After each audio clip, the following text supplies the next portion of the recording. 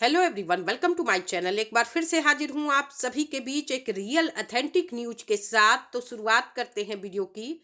Channel पर नए हैं, पहली बार विजिट किया है आपने तो सब्सक्राइब कर लें लेटेस्ट रियल ऑथेंटिक न्यूज के लिए। साथ में बेल आइकन को भी क्लिक कर लें, जैसे ही कोई न्यूज आती है उसकी अपडेट आपको फौरन मिल सकेगी। इसके साथ ही इससे संबंधित जो भी न्यूज पेपर की कटिंग या फिर आदेश की कॉपी होती है उसे मैं फेसबुक पेज पर भी शेयर कर देती हूँ, जिसका लिंक डिस्क्रिप्शन में है। वहाँ विजिट करके पेज को लाइक फॉलो कर सकते हैं। डिटेल न्यूज आपको वहाँ से भी मिल जाया करेगी। तो संविदा कर्मचारियों के स्थायीकरण पर बातें होंगी। वीडियो को लाइक जरूर करें और इससे संबंधित अपनी राय कमेंट बॉक्स में जरूर लिखें। आपका एक लाइक हमें मोटिवेट करता है कि हम नेक्स्ट रियल ऑथेंटिक न्यूज लेकर के आपके सामने आएँ। तो चलते हैं सीधे अपडेट पर।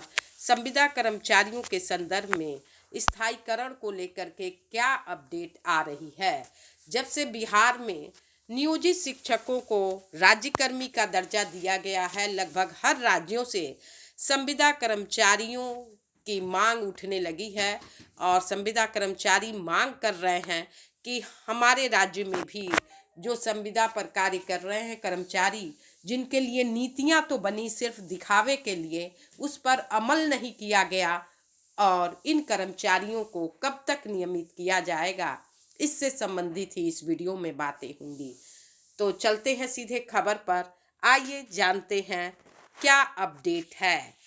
अपडेट निकल करके ये आ रही है, 2.5 लाख संविदा कर्मचारियों के संदर्भ में सिर्फ नीति बनी पर लागू नहीं हुआ। कई बैठकों के बाद नियम बने पर नतीजा शून्य।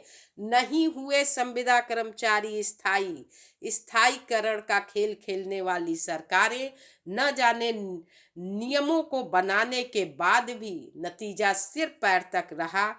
समस्या जस की तस बनी रही। मांगे जहां थी शुरू थी, आज भी वही हैं।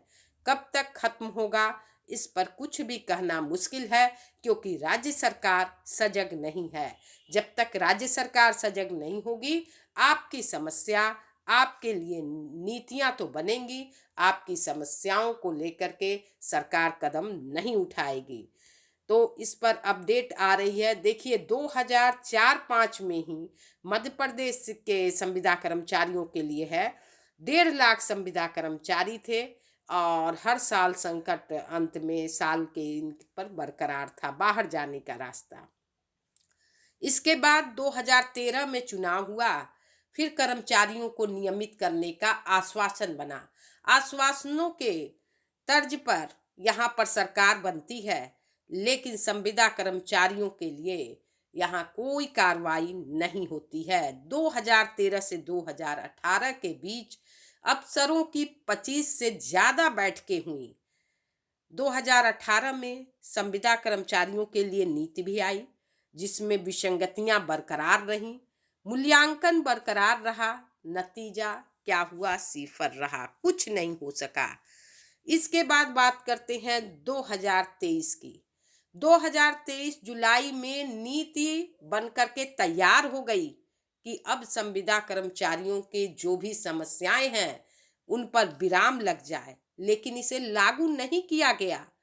तत्कालीन सीएस इकबाल सिंह बैस नियमित पदों से समकक्षता निर्धारण के लिए 20 विभागों के अफसरों की पूरे जुलाई के महीने में मैराथन बैठकें ली। इसके पीछे मंशा थी कि संविदा कर्मचारियों का वेतन समान किया जाए। समकक्षता का निर्धारण तो नहीं हो पाया, संविदा कर्मचारियों का वेतन जरूर कम हो गया। ग्रामीण विकास विभाग में सब इंजीनियर की ग्रेड पे पहले 4200 थी, उसे घटाकर 3200 रुपये कर दिया गया। अजीबो गरीब विडम्बना मध्य प्रदेश में देखने को मिली।